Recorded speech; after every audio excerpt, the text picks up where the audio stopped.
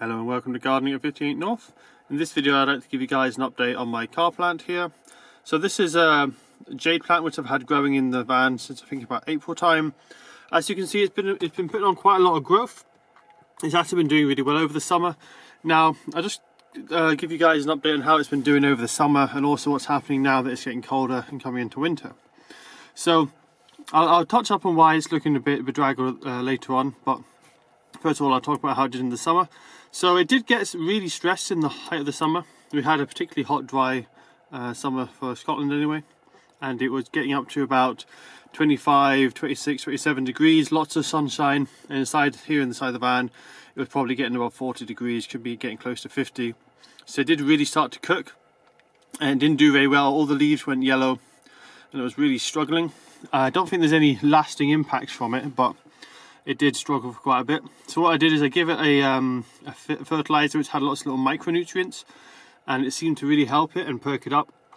Its leaves went green again, but every time that I forgot to water it and it get quite hot in the sun, the leaves did go yellow again, but then whenever I would water it they'd kind of green up again within a few days. So it was quite interesting to see that the leaves can change colour so much and recover even if they're looking really sickly and really yellow. And I'll show you a picture now of how much it's grown since I planted it. As I say, it was April, and you can see now it's growing quite a bit more.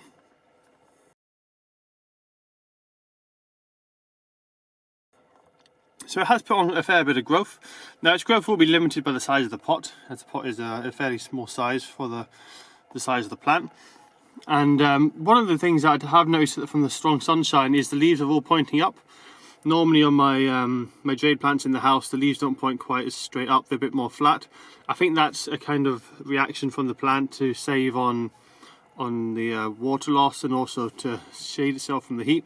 Because if the sun's just touching the top of it here, instead of being flat, it's a much smaller surface area exposed to the sun. And also, as you can see, it's got red tips, which are kind of like a way of protecting itself from any extreme sunshine. So that's what it seems to have done. Now you can see here, that's the point I cut it off before, so it's grown a little bit of growth. That's how much its growth is put on, probably about 8 centimeters or maybe 2 inches. And this bit here, you can see again, I'd cut it down to about that height, so it's grown all that. And all the new growth is facing upright. But what's happened recently is we had a really hard frost. It got down to about -4.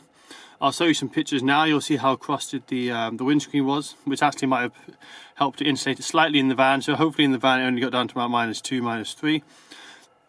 And you'll also see in the pictures that there's little dark patches on the leaves. It's quite obvious from the photos.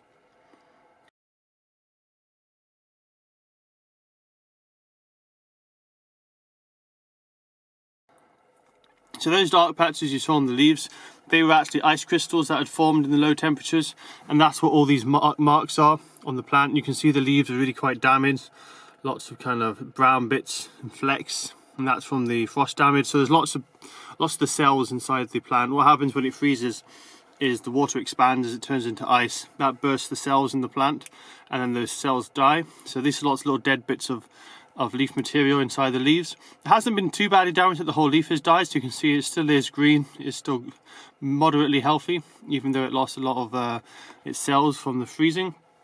It's not lost too many that the leaf has completely died. And it has put on some new growth, so you can see these bits here. These bits of growth are healthy, and they've actually come since we've had that hard frost. So it's still growing despite the cold conditions. It's probably now, because it's middle of November, it's staying really quite cold. Even in the day, it's only about 5 or 8 degrees. With the sunshine on this, it's probably getting up to 20 at times, which is warm enough for this to grow, which is why it's still doing moderately well. But what I'm going to do in this video is I'm actually going to remove it, because if we get any more hard frosts, it will kill it. I have actually got a cloth that I can put over it, and probably down to about -2 this would be okay. But it's going to get a lot colder than that come December time. We'll probably get -4, -5, and that will eventually kill this off. It'll just keep damaging the leaves, and if we get anything colder than that, maybe -8 or something, it will actually start to damage the stems and it will kill the plant completely. So what I'm going to do in this video is I'm going to untie this metal restraint, remove it, and then I'm going to replace it with a new plant, and it should hopefully do a lot better. I'm also going to prune this as well to keep it small, and so when it's growing in my flat over the winter time and I bring it back to the van, it's not going to be too big and distract my vision. It is just getting to the height now where I need to prune it. You can see if I back in my driving position here, it's just starting to come above the windscreen wiper. so it's providing a little bit of obstruction, but not too much that it's dangerous. So I'm just going to get my secateurs now, and I'm going to cut this back down to probably the first set of leaves that have grown from when I last pruned it. This will keep it quite small and encourage more branching. And this side one as well, I'm going to cut that one quite hard, probably down to about there. That should regrow quite nicely. So it looks quite harsh, but I need to do it, otherwise what's going to happen is it's just going to get bigger and bigger, and it'll be too big to keep in my car. So that's it with its winter prune. What I'll do now is take this inside, put it somewhere warm and sunny. It's not going to grow much over the winter, but there'll be some small new growths coming by the time it needs to go back into the van in spring. So that's the money plant now removed. You can see its roots did go down to the gravel. You can see the roots kind of coming down from the compost layer there, but that pulled out quite easily as the roots don't really attach to the gravel, they just grow in between it. So that's the space I've got remaining. Still got a good gravel bed. And what I'm going to be planting here for the winter is a viola. You can see just an old flower here, just kind of going over. It's kind of a purple and a cream or white to the flower on this viola. Now I've chosen the viola because it can handle really quite hard frosts. -15 shouldn't even kill it, so the cold shouldn't kill it off, and it should grow over the winter because it can grow in cold conditions, and it will flower if it's happy enough over winter time, as long as it's not really cold. So coming over winter, it will be very dark. It won't be put on a huge amount of growth, but it should put on more growth than if it was actually outside. When it comes to March and April, it will probably get a bit hot for it, and it might start to suffer when it gets really warm in the sunshine. But over winter, the sun's so weak here in Scotland that the sunshine won't really get this van up above 20. In fact, even on a January's day, it'll probably struggle to get it much more than 5 or 10 degrees above the outside temperature because the sun's so weak here in Scotland. So it should be nice and cool, good conditions for it.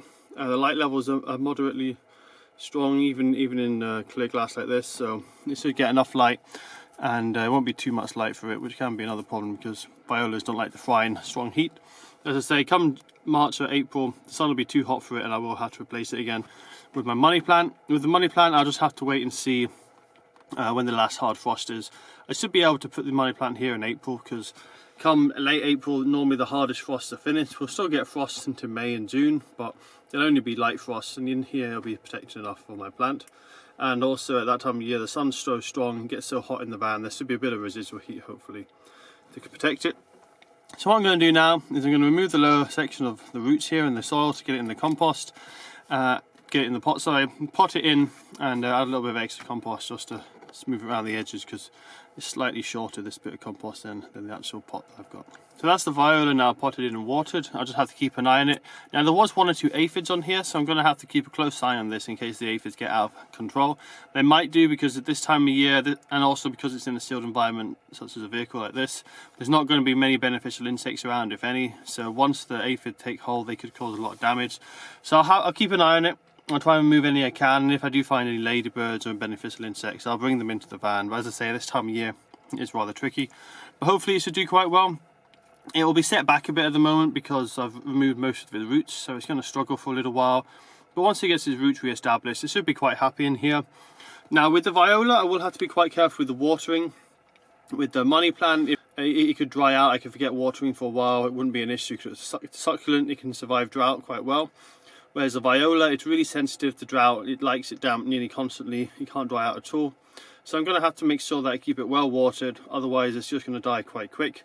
But this time of year, that shouldn't really be an issue. Temperature will be quite low, its water requirements will be low as well, so it won't be needing a lot. And even if I leave it for several days, it shouldn't be a big issue. And with the sun being so weak, it's not going to get hot and need a lot of water or dry out in any hurry anyway. I'll just have to make sure it doesn't get too wet. Same with the money plant, but I've got the gravel underneath to kind of help with that, and also provide a bit of a reservoir in case I do forget to water it. So I think that's about it for this video. I'm also going to put this this wire back around it just slightly, just so there's a bit of support there, because I don't want this to come out whilst I'm driving. This shouldn't come out in a hurry though, because there's not any real mass to this plant. It's very light, the leaves and everything, so with movement and stuff, it's not going to wobble around much. Whereas with the money plant, because it had all those fleshy leaves, it's very top heavy, so that was moving around easily, which is why it needed a really strong support at the bottom. This, in comparison, should be absolutely fine as it is. It won't really wobble around at all, because it's such a light plant, and all the weight really is in the compost and the roots, so it's not going to move around. So I'll give you guys an update as in later on in the winter, see how this does. I'm hoping this is going to start putting on some flowers. Normally it wouldn't in midwinter. Normally with violas they flower nicely in autumn, flower really well in spring. Midwinter, it really depends. If you've got a mild winter, then you might get a few flowers. But generally, once it gets to January, December, January time, it's so cold, so dark, it just kind of stops producing flowers. If it's got some flowers left over from autumn, often they will stay on the plant because it's so cold. The plant kind of goes into dormancy, so the flowers that are already on there will stay. They don't kind of die off and go over too quickly. They can last almost a month or two if it's really cold. But as this doesn't have any flowers on it yet, and it's going into winter, we'll just have to see what happens. Hopefully it'll put on some flowers. I'm hoping for some sunny days, give this a bit of warmth, a bit of sunshine, put its flowers out. But at the moment, as I say, had its roots disturbed, it's going to be suffering for a little while until it gets back on its feet. I'm not expecting much, but hopefully around about Christmas time, so about a month or so, we should hopefully get some flowers on it. It'll be interesting to see how it does. As I say, the frost shouldn't be an issue. Should do quite well with the hard frost. And my money plant here, I'm just going to put it into a small pot. Probably not much bigger than this, but I might have to shave a bit of it off to put it in a round pot. I don't have any rectangular pots like that. And as I say, this should put on a nice bit of growth and be ready to go out again in spring. So that's it for this update on my car plant, and hopefully I'll get some nice flowers in a month or two.